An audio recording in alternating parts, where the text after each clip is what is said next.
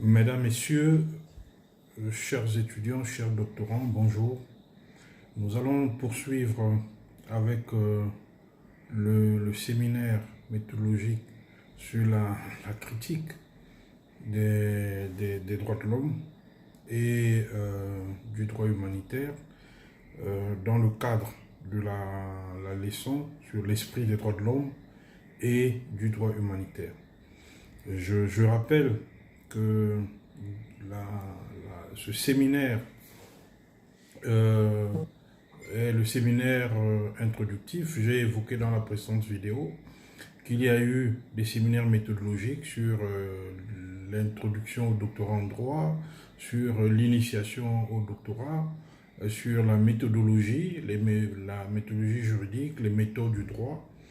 Donc après ces séminaires méthodologiques, nous avons commencé avec la grande leçon inaugurale de cette année. Comme je l'ai indiqué, il y a 2 ans, je suis intervenu sur la problématique de comprendre et penser les droits de l'homme en Afrique au XXIe siècle. J'ai l'année dernière, en 2019, évoqué la question de la paix, du droit à la paix comme socle du développement en Afrique centrale. Et cette année, je reviens sur une problématique que j'ai déjà eu à présenter il y a 5-6 ans sur l'esprit des droits de l'homme et du droit humanitaire. Et donc j'ai commencé par une introduction que j'ai intitulée Critique des droits de l'homme et du droit, critique juridique des droits de l'homme et du droit international humanitaire. Dans cette partie introductive, j'ai essayé de restituer le débat sur les valeurs que véhiculent les droits de l'homme et le droit international humanitaire et sur la place du juriste dans ce travail de production et de connaissance du droit. Et j'ai rappelé dans cette introduction que le juriste ne peut assumer son statut que dans la mesure où il dit le droit et contribue à la justice. Et c'est dans cette optique que s'inscrit finalement la suite de ce séminaire. Donc aujourd'hui, nous allons aborder le débat sur le champ disciplinaire des droits de l'homme et du droit international humanitaire qui constitue donc le premier chapitre de cette leçon. Je vais donc, pour essayer de circonscrire mon propos, rappeler quelques évidences. Il faut toujours avoir à l'esprit que l'application des principes d'humanité les plus élémentaires ne nécessite pas une formation de juriste. Le citoyen lambda, qui n'a pas suivi des cours de master ou de doctorat ou des séminaires de juriste, sait quand même que dans telle ou telle situation, il faut préserver la vie, que torturer c'est mal. Voilà, donc il y a venir à l'aide à une personne qui est en détresse, ce sont des éléments élémentaires de notre humanité. Donc je ne vais pas rentrer dans ce débat sur les éléments d'éthique et de responsabilité. Parce que j'estime que chaque être humain a un minimum de bon sens et de compassion pour comprendre ce que protéger la dignité humaine en temps de paix ou en temps de guerre veut dire. Parce que c'est le plus souvent le cynisme et la haine qui nous empêchent d'agir.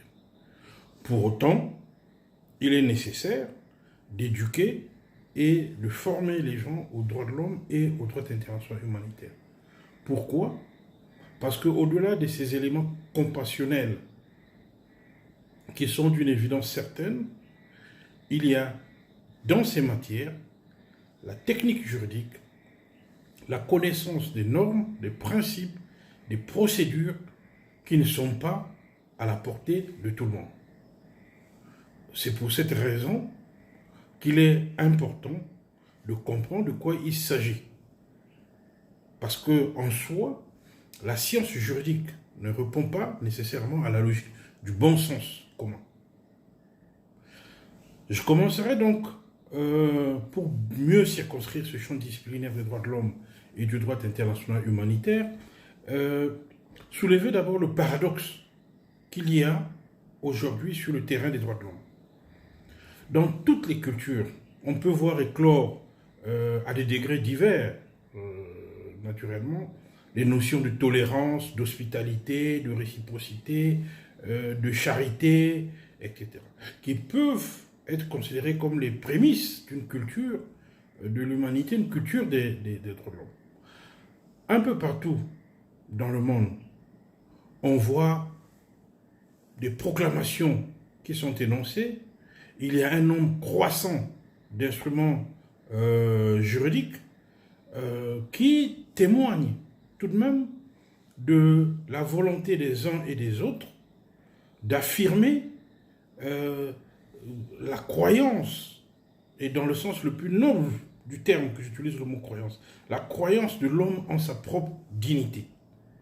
Et d'autre part, paradoxalement, nous constatons que quotidiennement, cette dignité est enfreinte par des individus, par des entreprises, par des groupes politiques, des gouvernements, etc.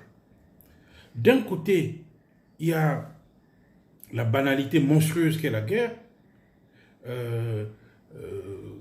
qui certes est encadrée par des textes juridiques, mais de l'autre, malgré l'existence et ses règles, l'on assiste à un déferlement de la violence contre les populations civiles dans les conflits actuels.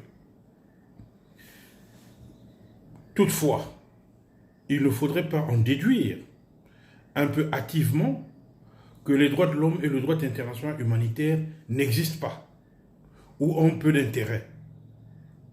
Ce n'est pas parce qu'il y a des violations graves et massives des droits de l'homme que l'on doit donc en inférer que les droits de l'homme n'existent pas. Parce qu'il faut comprendre que les droits de l'homme, comme les autres branches du droit, peuvent faire l'objet de violations.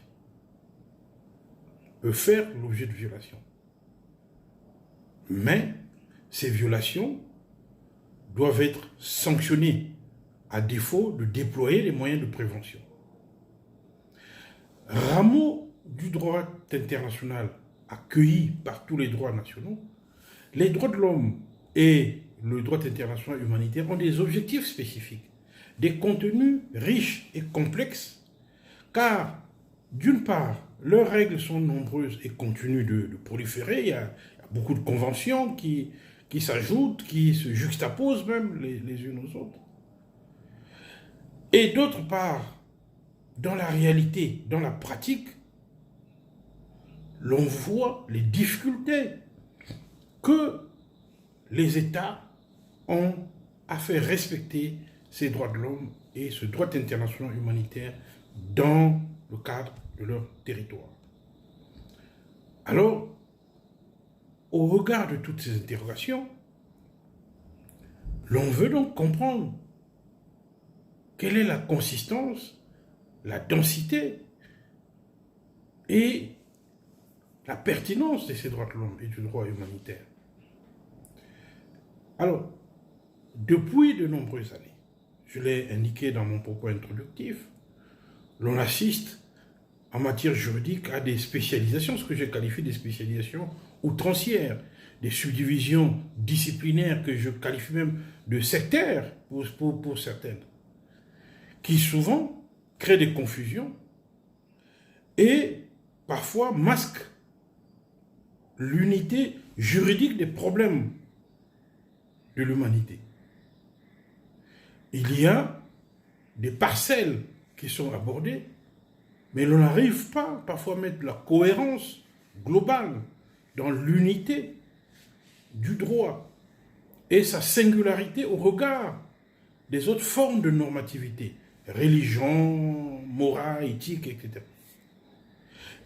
Il y a quelques années, pas très loin de notre période d'aujourd'hui, les droits de l'homme était perçue comme une idéologie politique. Souvenez-vous de la période de la guerre froide, entre ceux qui privilégiaient les droits économiques et sociaux et d'autres qui privilégiaient les droits civils et politiques, les uns accusant les autres et vice-versa. Et même dans les facultés de droit, l'enseignement des droits de l'homme et du droit humanitaire était souvent absent.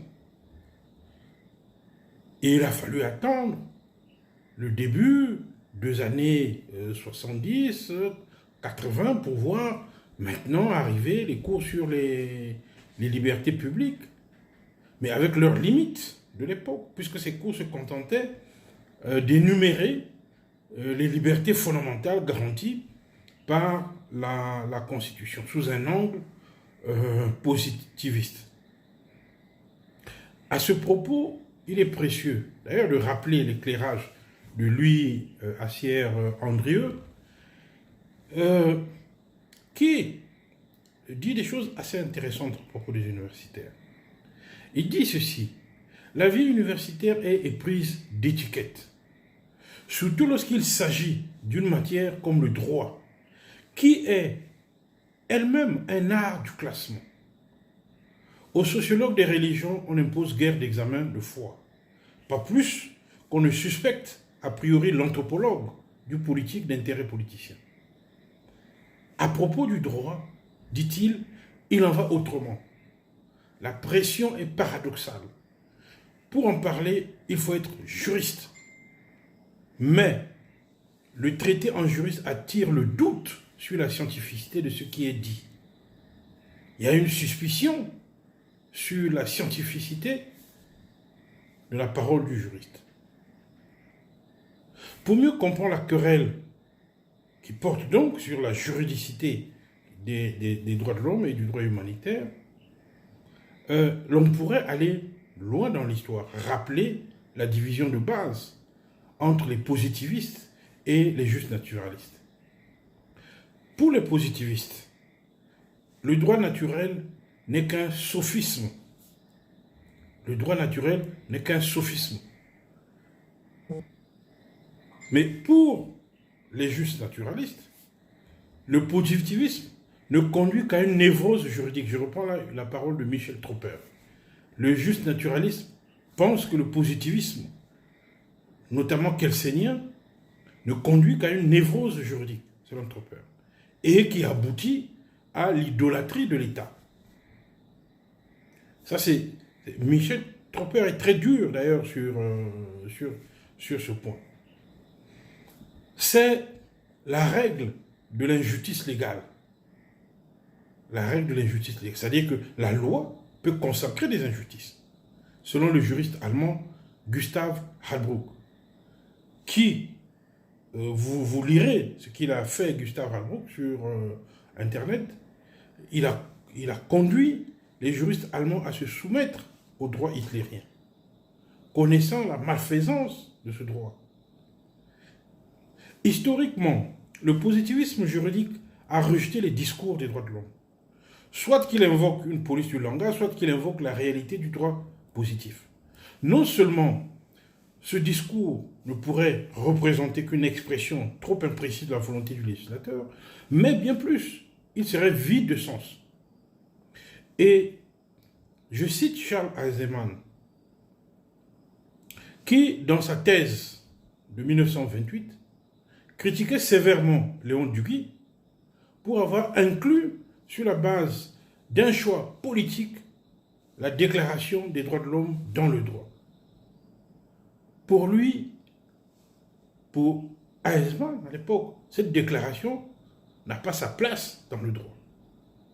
Parce que vouloir imposer au législateur sorte d'un droit supérieur à la volonté générale que le législateur exprime, puisqu'il est représentatif du peuple, c'est une dérive. Parce que, pense-t-il, la science du droit n'a pas à dicter au législateur ce qu'est le droit, mais à se contenter, à décrire le droit positif tel qu'il est. Voilà la position positiviste. Introduire des déclarations qui seraient supérieures qui aurait une forme d'universalité. C'est une hérésie. Mais, il faut le souligner, Charles Eisenman admet toutefois la possibilité de faire passer ces déclarations des droits de l'homme dans le droit positif. Mais, alors, elles deviennent du droit positif ordinaire, fragile, susceptible d'amendement, selon la volonté du législateur. Oui. Il n'y aurait pas donc de texte qui serait au-dessus de la volonté du législateur. Le juriste doit se contenter non pas à faire référence à des déclarations qui viendraient quasiment du ciel, mais se contenter, son travail doit se limiter à décrire le droit tel qu'il est, c'est-à-dire le droit positif tel qu'il est. La Constitution, la loi, les règlements, etc.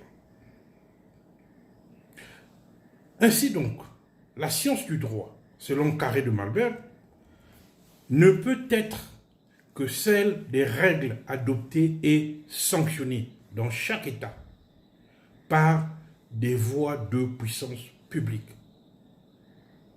Le droit est donc constitué des règles adoptées et sanctionnées dans chaque État par des voies de puissance publique. Ainsi, Carré de Malberg tire donc la conséquence en disant qu'il n'y a pas lieu non plus pour le juriste de rougir de la tâche à laquelle il est professionnellement voué. Cette tâche qui consiste à rechercher, à préciser, à définir, à interpréter, pour en déduire la conséquence, les éléments constitutifs de l'ordre régulateur créé, est garantie par des moyens de puissance publique. Cette tâche est certes modeste, par comparaison avec celle que se proposent d'autres sciences tournées vers la connaissance d'un ordre de préceptes indépendants. Cette tâche, elle est modeste dans son but. Elle est aussi dans ses procédés. On ne saurait, toujours selon Carré de Malberg, cependant nier que l'accomplissement de cette tâche propre à la science juridique ne soit utile et même indispensable. Alors il dit, le juriste n'a donc pas à se justifier. Le juriste n'a donc pas à justifier sa science. Elle se justifie par elle-même, par les besoins auxquels elle donne satisfaction. Voilà ce que dit Carré de Malberg dans une publication qu'il a faite dans les mélanges dédiés à François Génie, un article qui s'appelle « Réflexion très simple sur l'objet de la science juridique ».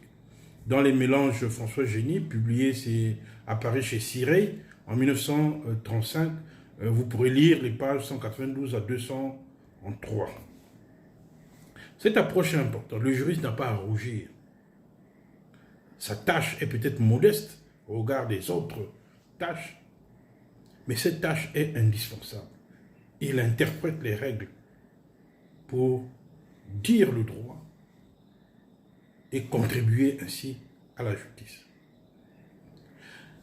Si l'on s'en tient donc à cette approche positiviste, les droits de l'homme ne peuvent saisir la conduite humaine qu'en tant qu'elle est matière des normes, c'est-à-dire en tant qu'elle est réglée par de telles normes. Et l'on en vient donc au grand maître du positivisme, Hans Kelsen. Parce que pour Hans Kelsen, la science du droit décrit les normes juridiques qui sont créées par des actes humains et qui doivent être appliqués et obéis par de tels actes.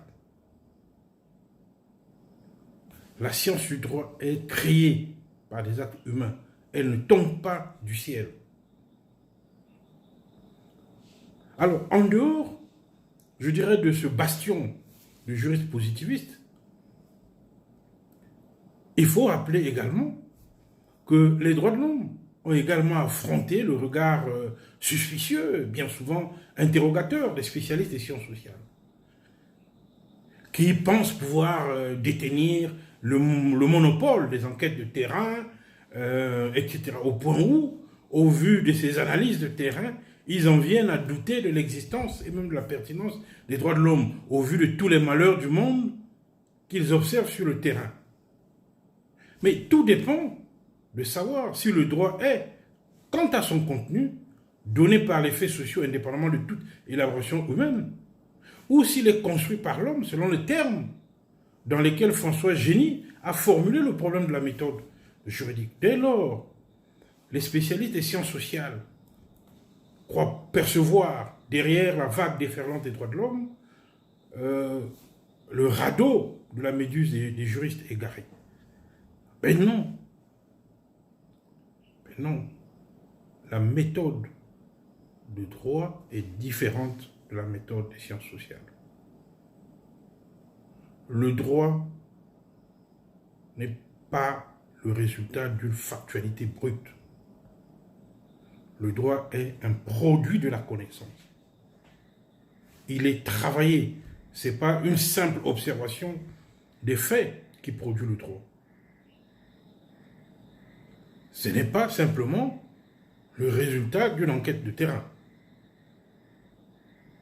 Je ne nie pas l'importance de telles enquêtes, de tels appareillages méthodologiques. Mais il ne faut pas penser que, en dehors des enquêtes de terrain, il y aurait un désert méthodologique. Non. Il y a des méthodes propres au droit qu'utilisent les juristes. Et ces méthodes peuvent apparaître difficiles à comprendre pour ceux qui ne sont pas des juristes, qui ne sont pas façonnés bien souvent par le cléricalisme académique qui caractérise les juristes. Mais pour autant, il ne faudrait pas penser que l'enseignement du droit, la recherche juridique, n'est qu'un simple catéchisme des normes, peu soucieux de la réalité. Pas du tout. Pas du tout. La recherche juridique, elle est vivante. Elle est passionnante. Elle est pertinente. Alors c'est vrai qu'il y a bien de critiques qui sont formulées, notamment sur le mimétisme juridique des pays africains. Je pourrais dire que c'est une pathologie qui est aggravée sur le plan local par l'absence d'équipes de recherche solides, par l'absence de bibliothèques, par l'absence des publications juridiques, notamment la publication des jurisprudences locales, qui empêchent les juristes d'avoir des matériaux pour mener à bien leurs recherches. Donc oui, il y a des difficultés. Il y a des difficultés. On ne peut pas le nier. On ne peut pas nier. Il y a également des malencontreuses déformations professionnelles qui font que on a parfois des très brillants juristes, mais qui ne connaissent pas la réalité, la pratique du droit. Le droit, pour eux, est totalement livresque. Ils ne savent même pas ce que c'est un tribunal. Ils ne connaissent pas, n'ont jamais mis pied dans un tribunal, sauf peut-être pour leurs affaires personnelles. Oui, le fonctionnement d'un cabinet de notaire, d'avocat, le fonctionnement du tribunal, les relations entre les parties prenantes dans un procès. On peut enseigner le droit civil, parfois sans être pénétré de la pratique judiciaire du droit civil. Il y a donc une forme de distanciation sociale entre le juriste doctrinaire qui, du haut de son magistère professoral, n'est pas toujours pénétré des réalités concrètes dans lesquels se manifeste le droit. Ça, c'est un élément. Pour reprendre d'ailleurs une critique faite, que je tiens du professeur Pierre Legendre, qui dit ceci: je considère comme une anomalie que quelqu'un puisse devenir agrégé de droit, quelle que soit la section considérée, sans avoir satisfait à l'exigence d'un stage dans une juridiction ou ailleurs. Ça, c'est Pierre Legendre qui le dit. C'est une critique assez sévère qu'il fait, parce que, alors pour expliquer dans son propos, lorsqu'il fait ses développements, il estime qu'on voit des jeunes, des jeunes docteurs qui, quelques mois après leur soutenance, alors se précipitent et puis à faire ceci, faire cela, écrivent un papier discrètement, et puis après deviennent professeurs de droit. Voilà la critique en fait. C'est-à-dire qu'ils n'ont pas, même avec l'enseignement, à peine ils ont fait quelques travaux, peut-être un petit cours ici et là, et puis après ils sont consacrés maîtres du droit, maîtres de conférence. C'est une critique parce qu'il estime qu'ils n'ont pas la maturité nécessaire, ils n'ont pas une pratique pouvant juger intrinsèquement de leur qualité en tant que juriste. On peut comprendre cette critique comme on peut aussi la relativiser. Et il y a aussi, comme on dit, la valeur n'attend point le nombre d'années. Voilà. Donc, la critique, elle peut être pertinente sur elle. Donc, quand on voit certaines formes d'immaturité dans la rédaction, la discussion et la capacité intellectuelle à comprendre et à dire le droit. Il y a donc ses limites. Alors, j'en reviens pour dire, malgré ses limites, le droit a sa méthode, ses méthodes, sa méthodologie. Donc, on ne peut pas nier cela. Et donc, dans le débat qui oppose les positivistes aux justes naturalistes, je ne viendrai pas dire c'est tel courant, telle approche qui aurait raison. C'est pas là la question. De toute façon, ce débat il est quasiment éternel. Mais il faut craindre, dans le domaine particulier des droits de l'homme, que une surexcitation positiviste puisse mettre en péril l'existence des valeurs universelles inhérentes à la dignité humaine. Je le dis parce que la fabrication d'un droit liberticide par les nazis a montré les errements moraux de cette posture positiviste, qui sacrifie le contenu normatif sur l'autel de la procédure positiviste. Pour autant, il ne faut pas non plus verser dans l'excès de certaines affirmations juste naturalistes. Pour les droits de l'homme, je dirais qu'il ne faut pas chercher.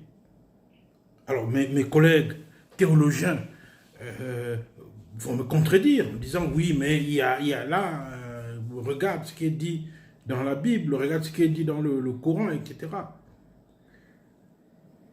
Mais en restant juriste froidement, je continue à croire que les droits de l'homme n'ont pas une essence divine. Il y a des principes, des idéaux sur lesquels s'appuie le droit, qui inspirent le droit. Mais il faut faire la part des choses entre ces normes religieuses, ces normes morales et la matière juridique. La matière juridique. N'oublions pas que les droits que nous chérissons aujourd'hui sont le fruit de l'histoire de l'humanité, le résultat d'une construction juridique qui échappe à tout déterminisme. C'est le résultat des luttes, des conquêtes. Les gens sont morts pour cela. Ce n'est pas un donné Ce n'est pas la table qui a été déposée quelque part et qu'on est parti prendre sous le regard bienveillant d'un Dieu. Les juristes doivent toujours être très prudents sur ces questions. Parce que derrière chaque approche, chaque camp positiviste, juste naturaliste, vous avez des turéféraires qui sont irréductibles, qui pensent finalement qu'ils auront toujours raison. C'est pourquoi il faut toujours raison garder dans ce débat. Alors, certains sont allés jusqu'à préconiser même le dépassement de ce débat, à préconiser un droit commun, comme l'a évoqué, l'a écrit Mireille Delmas-Marty, un droit commun de l'humanité, pour permettre un élargissement de la pensée juridique. Mais,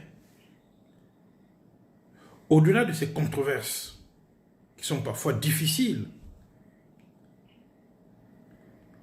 aujourd'hui, les droits de l'homme ont irradié toutes les branches du droit.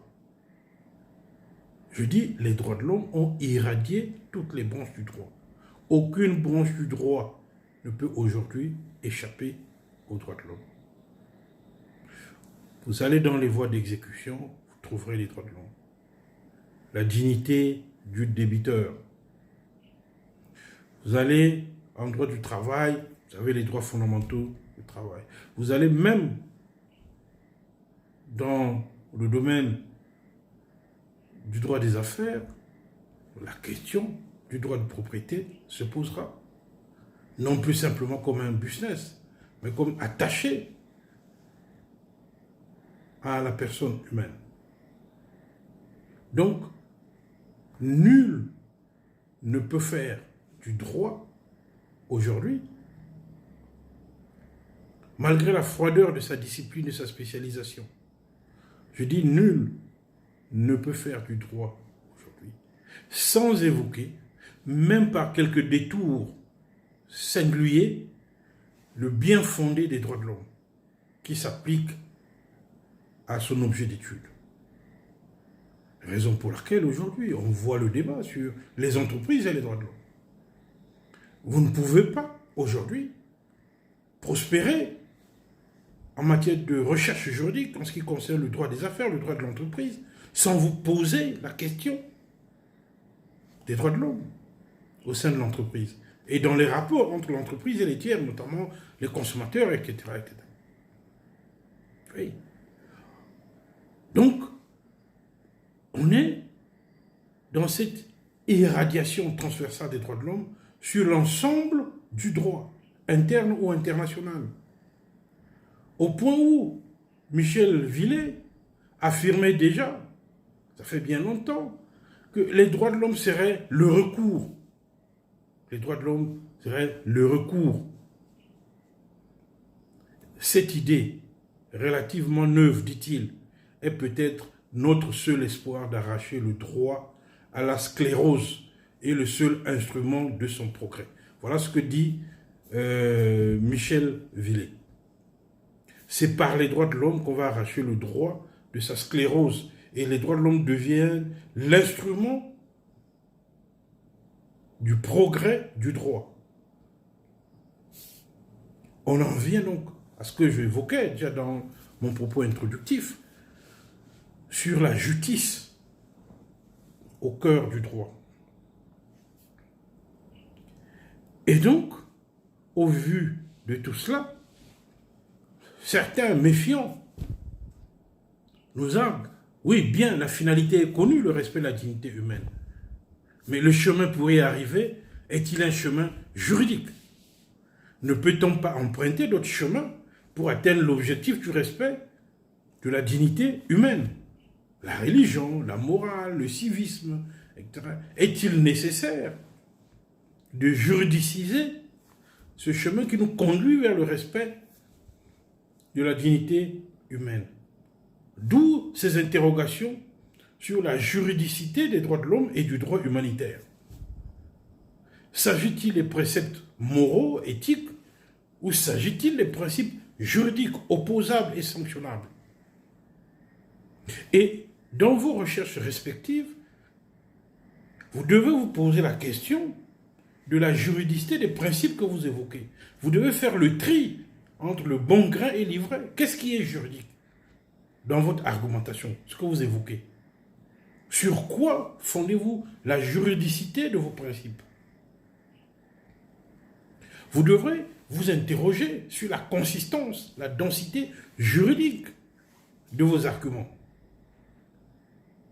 Qu'avez-vous convoqué comme principe juridique dans votre thèse? Sur quelles règles juridiques est articulée votre thèse? Parce que c'est une thèse en droit. Ne l'oubliez pas, c'est une thèse en droit. Et donc, il n'y a pas que des simples divagations morales ou éthiques. Il faut qu'on voit le droit au cœur de votre argumentation, de façon granitique, solide. Un rocher, c'est le socle de votre thèse. Et cette interrogation, elle est importante. C'est pour ça qu'on doit, dans la matière de recherche, non pas évacuer d'un revers de la main le débat en disant « il n'y a point de doute, les droits de l'homme sont juridiques, il n'y a qu'à voir les conventions internationales qui consacrent la juridicité des droits de l'homme. La reprise de ces conventions dans les législations internes ne laisse plus place au doute sur la juridicité des droits de l'homme. » Argument parfois d'autorité, nous sommes dans la discussion. Nous sommes dans la discussion. Certains sont allés jusqu'à souligner l'ambiguïté du concept même des droits de l'homme et du droit humanitaire. Oui, droit de l'homme, pourquoi pas droit de la femme, pourquoi pas droits humains. Bref, ce débat sémantique qui a eu lieu, aujourd'hui, je pense que on en est un peu sorti, même si il y a aujourd'hui des questions qui restent en suspens, la traduction dans le vocabulaire commun de ce que c'est les droits de l'homme. Je ne voudrais pas insister sur ce débat sémantique qui ne reste pas moins important, notamment en matière de légistique lorsqu'on écrit une loi. Pourquoi tout doit être masculin? Vous voyez, il y a des questions comme ça qui se posent. Donc ce n'est pas un débat négligeable. Mais je ne veux pas en faire puisqu'il y a un séminaire de légistique qui est prévu. Comme la question du droit humanitaire. En quoi est-il humanitaire, ce droit? C'est ça, c'est de remettre en question. Quel est le principe d'intelligibilité de ce droit humanitaire? Vous voyez? Et ces questions, vous devez vous les poser. Mais aujourd'hui, qui peut contester l'éminente dignité de l'homme qui se retrouve au fondement même du droit? Qui peut contester cela? Je dirais même plus.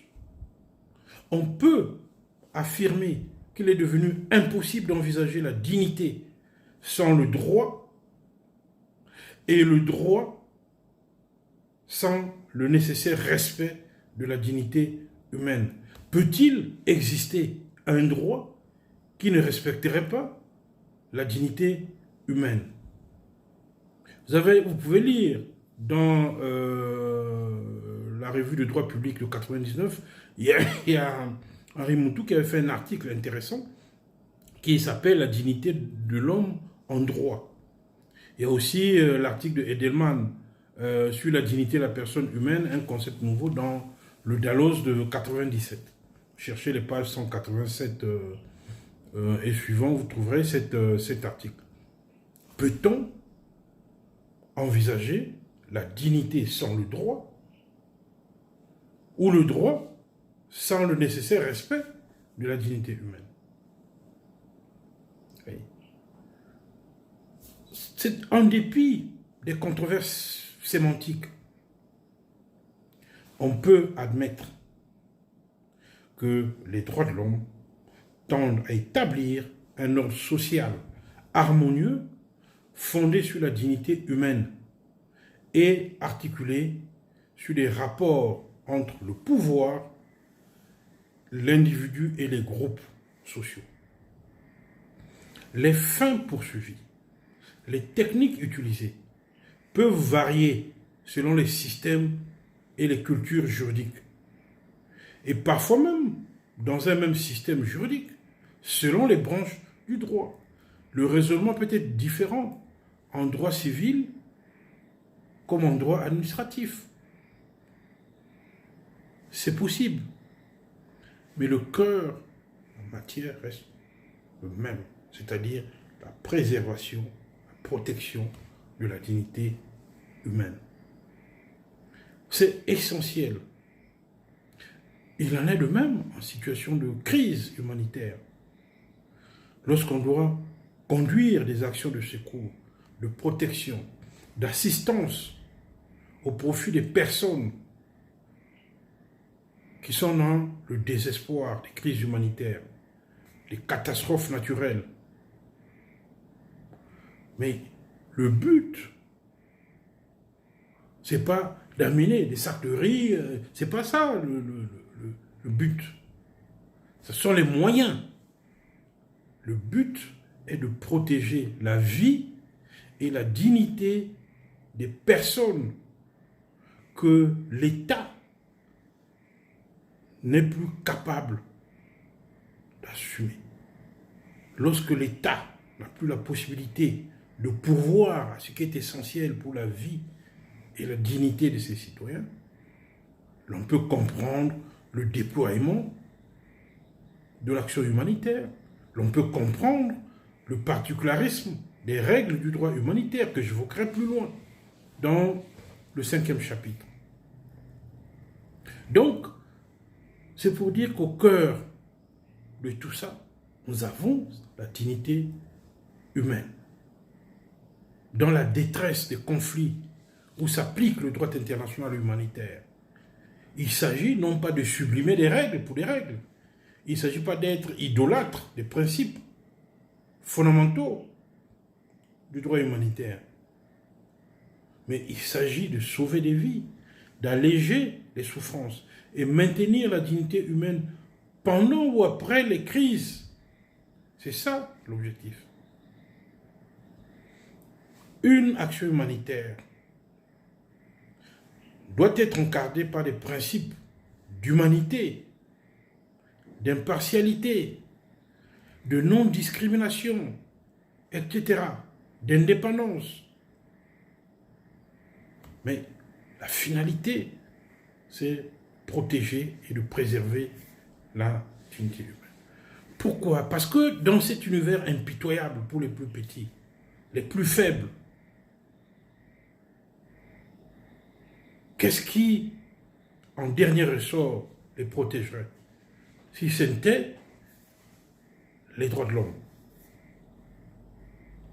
Alors c'est vrai que de temps en temps, par rapport aux situations qui sont médiatisées, on a parfois une perception pessimiste des droits de l'homme. En disant oui, mais les droits de l'homme, mais voilà, dans tel pays, c'est pas respecté, tel dictateur continue à tuer, on ne fait rien. En quoi il y aurait des droits de l'homme, puisque la réalité nous montre l'insuffisante protection de ces droits et l'indifférence de la communauté internationale au regard de certaines situations critiques en matière de violation grave et massive des droits de l'homme. Au point où on en vient à douter si c'est vraiment du droit. Si c'est du droit, mais pourquoi on ne sanctionne pas les choses là? Mais tout ceci doit être relativisé. Parce que, si vous regardez les autres branches du droit, vous trouverez parfois les mêmes limites en matière de sanctions, en matière d'exécution même des sanctions qui sont décidées. C'est pour ça qu'il faut comprendre que plus que toute autre branche du droit, plus que toute autre branche du droit, la science des droits de l'homme permet de comprendre que les règles juridiques n'ont de sens que si elles reposent sur la volonté de respecter certaines valeurs essentielles à l'existence de notre humanité. C'est le lien de notre sociabilité. Ces valeurs émanent de notre conscience collective au travers de l'histoire de l'humanité. Ces valeurs ne viennent pas d'oracles ou d'une quelconque aristocratie du savoir qui aurait inventé les droits de l'homme. Non. Ce n'est pas ça. En confiant à la société le destin du droit, la science des droits de l'homme ne fait que reconnaître aux hommes la responsabilité de décider de leur propre avenir. Or, il ne saurait exister de liberté sans responsabilité. C'est pour toutes ces raisons qu'il faut toujours, dans vos recherches, comprendre cette portée ultime des droits. Ça ne vous dispense pas, naturellement, de la technique juridique, qui est très importante, parce qu'il ne faut pas se dédouaner. Il faut que l'on voit dans vos recherches la jurisprudence, la doctrine, la méthodologie suivie, le choix, la justification du choix de cette méthodologie, l'appareillage de discussion, les ouvrages majeurs que vous avez consultés, la mise en perspective des points de vue qui peuvent diverger, mais qui sont convergents au regard de la finalité qui est la préservation et la protection de la dignité humaine. On peut donc, sur ce point, conclure que vos recherches doivent nous démontrer l'armature juridique sur laquelle est assise votre thèse, au-delà des controverses doctrinales, sémantiques, épistémologiques.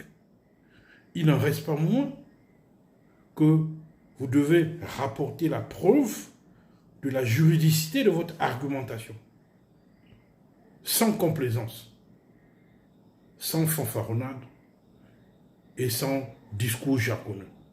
Soyez simple, écrivez simplement, énoncez clairement vos arguments, et en cela, vous allez peut-être par vos travaux contribuer à cet avenir des droits de l'homme et du droit humanitaire qui dépend en définitive de chacun d'entre nous. Je vais m'arrêter là pour ce premier chapitre et nous poursuivrons dans la prochaine vidéo avec la discussion sur les fondements théoriques des droits de l'homme et du droit humanitaire.